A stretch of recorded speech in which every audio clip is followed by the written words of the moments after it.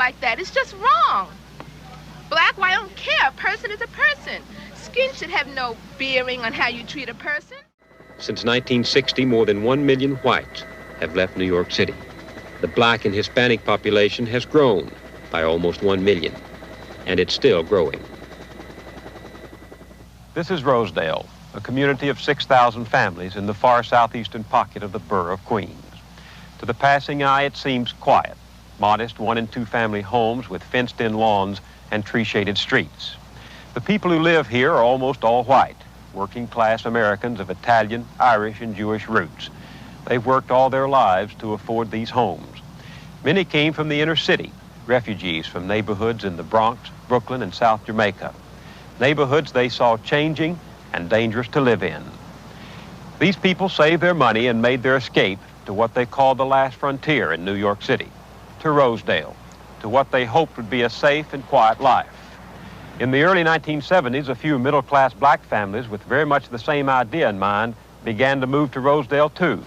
The whites saw their coming as a threat, the forerunner of more blacks bringing crime, blight, and poor services they had witnessed in other neighborhoods in the city. And the peace of Rosedale was shattered. In 1971, a score of men and teenage boys using axes and picks nearly destroyed a house reportedly bought by a black man married to a white woman. 200 residents stood by and watched. Since then, more than 10 acts of violence have been aimed at the few blacks living in Rosedale. The tension escalated with the coming of the Spencers. In the summer of '74, Tony and Glenda Spencer bought this 7-room house on 136th Avenue. They came to New York from the West Indies after living in London. Spencer, a photo engraver in Manhattan, said they just wanted a good place to live. But some whites suspected them of blockbusting, of trying to force lower property values on Rosedale homes so other blacks could afford to buy here. Before the Spencers moved in, their house was set on fire with gasoline. They moved anyway. On New Year's Eve day a year ago, while the Spencers and their sons slept, a pipe bomb exploded on the porch and smashed through the windows of the house. Police said the bomb was intended to wipe out the family. Attached to the bomb was a note that read, "Nigger, be warned. We have time. We will get your firstborn first." It was signed, Viva Boston, KKK.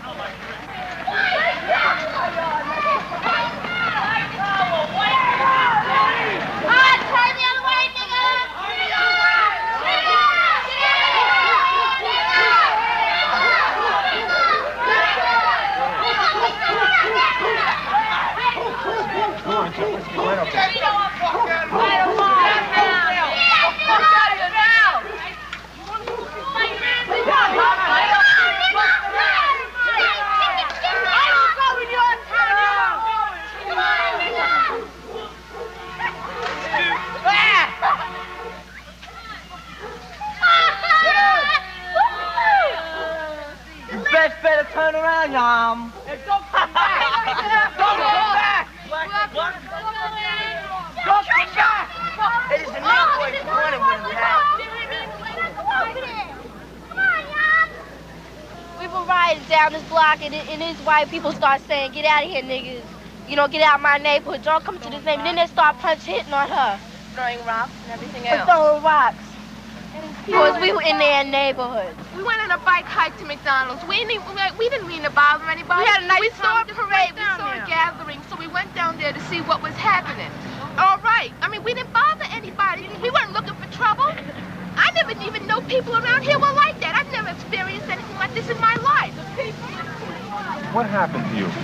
Nothing happened to me, but this little boy, short boy about my size, or little short, had picked up a rock, and he was in the front of all these tall hunkies. But he threw the rock. He tried to hit my sister, but he almost hit me about that much away from me. And I sure wish he had hit me with that rock. I would pick up the rock right next to me and hit him right dead in his face. They always say niggas are doing everything. They always say we're doing everything, right? Every time the white people come down the block, we don't push them out their neighborhood and throw rocks and start hitting them. We don't bother the white people around our neighborhood, but when we get in a white neighborhood, they just push us out. Yeah. Everybody with us, we're nothing, you know, we're a piece of dirt, dogs. I mean, that's the way you treat an animal. I mean, God, we're human beings. You don't treat other people like that. It's just wrong.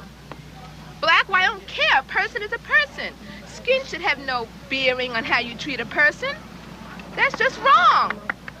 I hate their goddamn guts. I can't say that I hate them. I can't say that it's totally the kids' fault. I mean, I'm sure their parents had some bearing on the way they feel and everything else. I think it's just the system. I don't know. I can't say that I hate them because I don't hate anybody. Do you forgive them? No.